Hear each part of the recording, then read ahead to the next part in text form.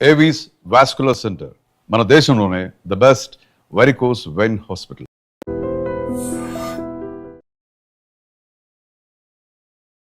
నమస్కారం, welcome to I dream.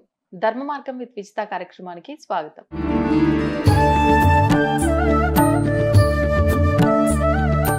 నమస్కారం అమ్మా. నమస్కారం అమ్మా. అమ్మా, మనకున్న అంటే మన బాడీలో ఉన్న కొన్ని వాటిల్లో ముఖ్యంగా గోర్లు, వెంట్రుకల్లో శని ఉంటుంది అంటూ ఉంటారు. అంటే ఇలాంటివి మనం గోర్లు కట్ చేసినా కూడా కింద ఎక్కడ పడితే అక్కడ వేయకూడదు, వాటిని భద్రంగా ఒక పేపర్లో వేసి పడేయాలి, జుట్టు రాలినా కూడా వెంటనే తీసి అలా మనం డస్ట్బిన్లో వేసేయాలి అని అంటూ ఉంటారు ముఖ్యంగా.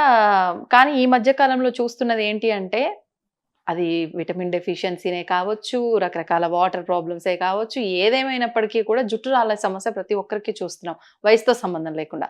ఆ రాళ్ళ జుట్టును కాస్త డస్ట్బిన్లో వేయకుండా అదంతా తీసి ఒక దగ్గర జమ చేసి వాటితో స్టీల్ గిన్నెలు అని చెప్పి, అది అని చెప్పి, ఇదని చెప్పి, చికెన్ ట్రుకలు అని చెప్పి వస్తూ ఉంటారు, వాళ్ళకి ఇవ్వటము, ఇదంతా చూస్తున్నాం. కొత్త కాన్సెప్ట్. సరే చెప్పండి. మీరు కొత్తగా వింటున్నారమ్మా, కానీ జరుగుతున్నది అయితే ఇదే ప్రస్తుతం సమాజంలో.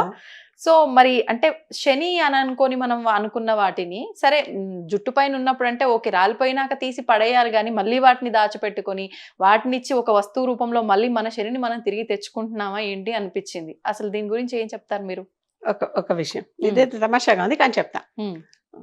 జుత్తులో అంటుకుని పాపాలు ఉంటాయి అంటారు, శని కాదు. ఓకే, జుత్తును అంటుకుని పాపాలు ఉంటాయి. అందుకనే మనం వెంకట రమణుడు, ఆయన పేరేంటి, తిరుమల కొండ మీద ఉన్న ఆయన పేరు వెంకటేశ్వరుడు, వెంకటరమణుడు కదా. అంటే వేం అంటే పాపాలు, కట అంటే హరించేవాడు. ఆ పాపాలను హరించి అంటే అందుకని ఆయన దగ్గరికి వెళ్తే తలనీళ్ళాలు ఇవ్వటం ఒక పద్ధతి. చాలా మంది ఇస్తారు, ఇచ్చేవాళ్ళందరూ ఇస్తారు. అలా తర్వాత ఎంతమంది దగ్గరకో ఇలాగా ఇప్పుడు యాదగిరిలో కానీ ఎక్కడ ఎన్నో చోట్ల ఇట్లాగా మనకు అలవాటు అయిపోయింది జుట్టు దేవుడికి అర్పించడం. అంటే ఈ చేసినటువంటి పాపం జుట్టును ఆశ్రయించుకుని ఉన్నది కనుక ఈ పాపాలు మనం తొలగిపోవాలంటే ఎప్పటికప్పుడు దీన్ని తీసేయాలి. అవి బయటకు వచ్చేస్తూనే ఉంటాయి, అవి ఉండవు లోపల. గోర్లు కూడా అంతే. ఈ గోర్లు కానీ జుట్టు కానీ ఇలాంటివన్నీ ఉన్నాయే, ఇవి చేతబడి చేయడానికి ఎక్కువ ఉపకరిస్తాయి. చేతబడి చేసేవాళ్ళు ఎంతమంది ఉన్నారో నాకు తెలియదు. ఇలాంటివి వాళ్ళ దగ్గర నుంచి రాలిపడంగానే వీళ్ళకి దొరికితే దాంతో వాళ్ళ వీళ్ళ ఒంటి మీద ఉన్న వీళ్ళ శరీరంలోని భాగం కనుక అది అఫ్ కోర్స్ డెడ్ పార్టికల్స్ ఇవన్నీ, వీటిల్లో ప్రాణం లేదు. గోరులో ప్రాణం లేదు అంటే బయటకు వచ్చేసిన గోరులో ప్రాణం లేదు, లోపల ఉన్న గోరులో మళ్ళీ ప్రాణం ఉంది. అది కదిలిస్తే మనకి రక్తం కూడా వస్తుంది పొరపాటున తగిలితే. కనుక ఈ చనిపోయినటువంటి మృత అవశేషాలు ఉన్నాయి కదా, ఇవి ఎక్కడంటే అక్కడ పడేస్తే వాటిని ఇదివరకు కాలంలో దాన్ని తీసుకుపోయి వీళ్ళు మనం అంటే గిట్టని వాళ్ళు చేతబడి చేసేవాళ్ళు. వాళ్ళు కాలు కింద నడిచిన మట్టి, అందుకనే పల్లెటూళ్ళలో కొంతమంది నడవటమే ఇట్లా నడుస్తారు, వెంటనే ఆ మట్టి అలా జరిగిపోతుంది. వాళ్ళ పాదముద్రలా కాకుండా వాళ్ళ అలవాటు అయిపోయి ఉంటుంది ఆ నడక. ఇట్లా అంటే నడిచినప్పుడు ఏంటి, ముద్రగా ఉంటేనే వాళ్ళకి ఆ మట్టి పనికి వస్తుంది. అలాగే జుట్టుగా ఉంటేనే పనికి వస్తుంది.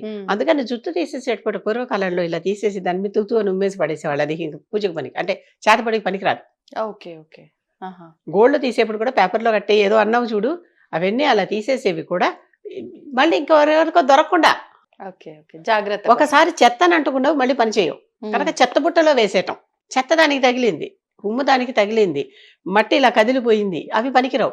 ఆ పద్ధతిలో చేసేవాళ్ళు ఒకప్పుడు. సరే, ఇప్పుడైతే కొత్త పద్ధతి ఒకటి చెప్పావు కదా, ఇంకా దేవుడి దగ్గరికి వెళ్ళి మన పాపాలని పూర్తిగా ఆయన దగ్గర తొలగించేసుకుని ఆయనకి మొక్కుకుని అంత జుట్టు తీయించేసుకోవటం.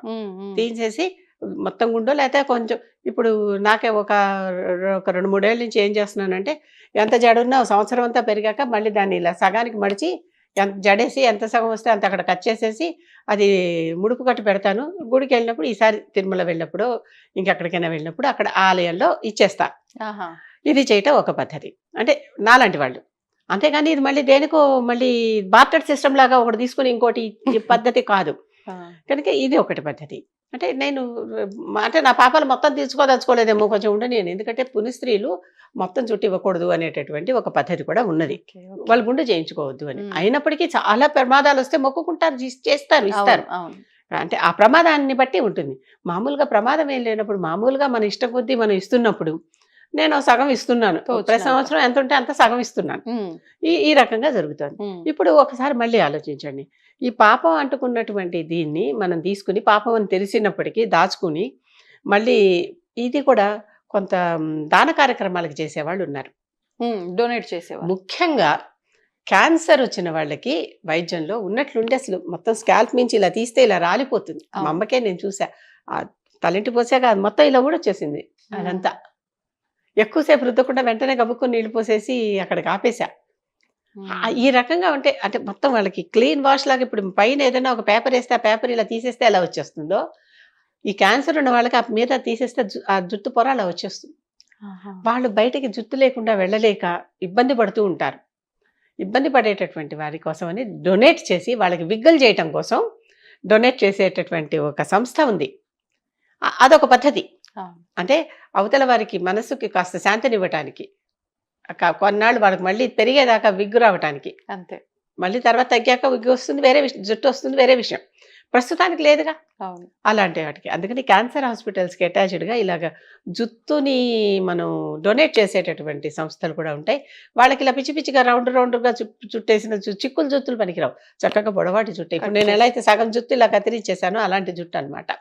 అలాంటివి వాళ్ళు చేస్తూ ఉంటారు. కాకపోతే కొంతమంది ఇంకా ఉదారంగా వాళ్ళు కూడా గుండు చేయించుకుంటారు వాళ్ళ కోసం. ఏం పర్వాలా, నేను చూడు ఎంత గుండుతో ఎంత బోల్డ్గా తిరుగుతున్నానో అని చెప్పడానికి వీళ్ళు కూడా అలాంటి వాళ్ళు కూడా ఉన్నారు. జుత్తుకు సంబంధించి చెప్తున్నాను ఇవన్నీ. ఇప్పుడు నువ్వు చెప్పినటువంటి దాంట్లో ఇది నేను ఒప్పుకోనంటే జరిగేవి జరుగుతున్నాయి. మనం ఒప్పుకుంటేనే అన్ని జరుగుతున్నాయి, ఆ ప్రపంచంలో లేదు కదా. ఈ జుత్తు అనేది పాపం అని తెలుసు, ఏదో శని ఏదో అన్నావు కదా, తప్పని తెలుసు. ఈ తప్పని తీసుకెళ్ళి ఇంకోళ్ళకి ఇచ్చి మళ్ళీ అక్కడి నుంచి మళ్ళీ స్టీలే ఇనుమే తెచ్చుకుంటున్నాం మళ్ళీ. అవును, ఇనుము కూడా శనే.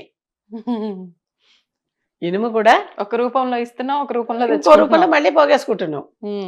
అది దాని కాకుండా ఏ ఇత్తడో కొనుక్కుంటే అది శని కాదు. అమ్మ ఇత్తడి ఇవ్వట్లేరు కదా, అమ్మ స్టీలే ఇస్తున్నారు. మరి అలా స్టీల్ తెచ్చిన చెప్దాం అయితే ఇత్తడి ఇవ్వమని. ఇప్పుడు చూస్తున్నావు కదా, ఒక శని ఇచ్చి ఇంకో శని తెచ్చుకుంటున్నాం. శనికి లోహం ఇనుము, అందుకే అది ఇనుము నల్లగా ఉంటుంది, శని నల్లగా ఉంటాడు. Okay okay. సూర్యుడికి బంగారం. బంగారం ఎక్కువ వేసుకుంటే ఆరోగ్యం బాగుంటుందమ్మా అయితే?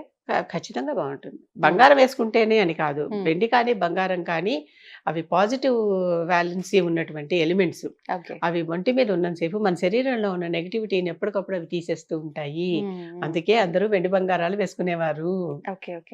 అలంకారం వేరే విషయం, ఆరోగ్యం కూడా అది అంటున్నావు కదా, ఆరోగ్యం కూడా తప్పనిసరిగా.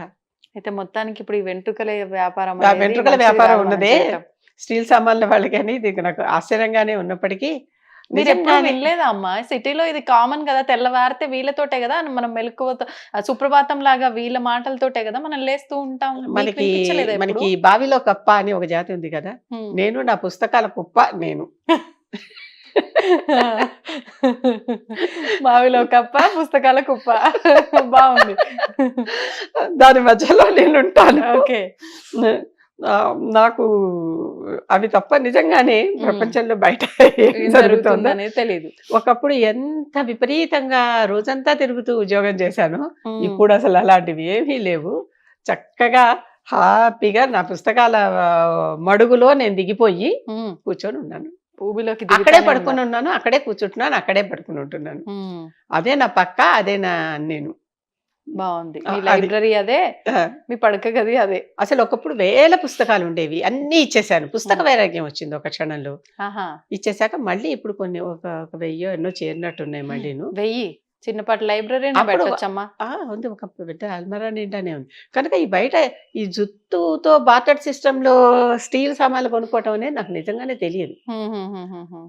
కానీ చేసేటటువంటి వాళ్ళు నష్టమేం లేదు, వీళ్ళకి పోయింది లేదు, వచ్చింది లేదు. ఒక అప్పు పోయి ఇంకో అప్పు వచ్చింది అంతే. ఇది ఇనుమే, ఇది శనే, అది శనే, ఏమీ అనుమానం లేదు. కనుక అది గ్రహించుకుంటే మంచిది అంతే. అంటే ఉపయోగం లేని జుట్టుని ఇంట్లో పెట్టుకోవడం కన్నా శని రూపంలో, శని అయినా సరే ఉపయోగించుకునే రూపంలో తెచ్చుకుంటున్నారు మళ్ళీ. అంటే అలాగనే మరి శని మనకేమి చెడ్డవాడు కాదు, మా మిత్రుడే అయిపోయాడు. అవును, అంటే మిత్రుడు అంటే సూర్యుడు అనుకో, అయిపోయాడు. కనుక ఇలాంటివన్నీ ఒక్కసారి చూసుకోండి. అంతేగాని మనం నిజంగానే రక్తం అమ్ముకునే వాళ్ళు ఉన్నారు, జుత్తు అమ్ముకునే వాళ్ళు ఉన్నారు. అంటే అమ్ముకోవటం అంటే అవసరానికి, దానం గురించి మాట్లాడాలా నేను. అలాగే ఇప్పుడు ఇలా తీసుకుని ఇలా ఇచ్చేవాళ్ళు కూడా ఉన్నారంటే నాకు కూడా ఆశ్చర్యం వేస్తుంది. అంటే కాదేది కవితకు అనర్హం అని శ్రీశ్రీ అన్నాడు ఒకసారి ఒక మాట. ఆయన వదిలేసి ఇప్పుడు కాదేది వ్యాపారానికి అనర్హం అనుకోవాలేమో. అంతే కదా. అంతే అమ్మా. చేసుకోనే వాళ్ళు ఉంటే ఏవైనా వ్యాపారం చేసుకోవచ్చు అనే అంతే. తెలుస్తుంది. బ్రతుకు తెరువు కోసం నానా రకాల అంతే కదా, విద్యలు ఆ. ఉన్నాయి. అంతే కదా. ఉమ్, ఎన్ని చేసినా ఆ, చిన్ని నా పట్టకి శ్రీరామ రక్ష. అంతే. ఆ రక్ష కోసం చేస్తున్నాం. ఉమ్. కానీ స్టీల్ కూడా ఇనుము, అంటే ఆ ఇనుము కూడా పూర్తిగా శనిదే, ఉమ్, అది అలా మర్చిపోవద్దు. చేయకపోవడమే ఉత్తమం. శని సంబంధించిన లోహం, ఓకే. శనికి సంబంధించిన లోహమే, అనుమానం లేదు. కాబట్టి ఈ వెంట్రుకలు ఇచ్చి గిన్నెలు తెచ్చుకోవాలా వద్దా అనేది మీరందరూ ఆలోచించండి. కాకపోతే ఈ వెంట్రుకలు ఎప్పటికీ బయోడిగ్రేడబుల్ కావు. ఆ. శవాన్ని పాతి పెట్టేశాక ఎన్నాళ్ళైనా కూడా పళ్ళు, వెంట్రుకలు, గోళ్ళు ఉంటాయి. ఉమ్, ఓకే. అవి నశించవు పట్టాన, ఆ, కాలిస్తే తప్ప.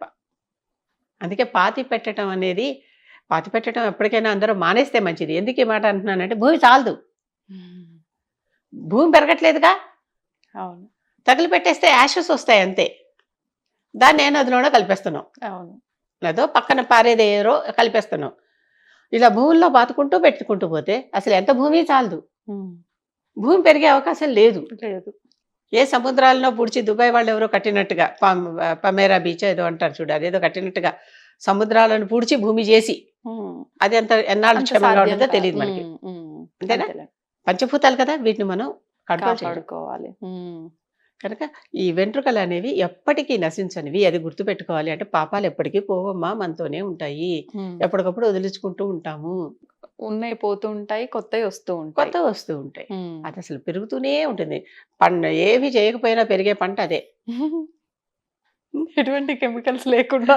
ఏవి అక్కర్లా. ఏవి దానికి సేవ చేయకపోయినా పెరిగే పంట అదే, అంతే. ఎవరికైనా. అది ధన్యవాదాలమ్మా. దీన్ని తవ్వండి, తవ్వుతూనే శివలింగం. పరమాత్మకు జీవా సరే దాన్ని అట్లా కప్పేసేయండి, చూపించదండి. Krishna is there. మూర్తి పూజ కాదు, సాక్షాత్ బ్రజేంద్ర నందన భగవాన్ ఉన్నారు మూర్తిలో. ఏమీ ఆశించకుండా ఆరాధించే వాళ్ళు కూడా ఉన్నారా ప్రభుజీ? నిజమైన భక్తి అంటే మనకు తెలియదు కాబట్టి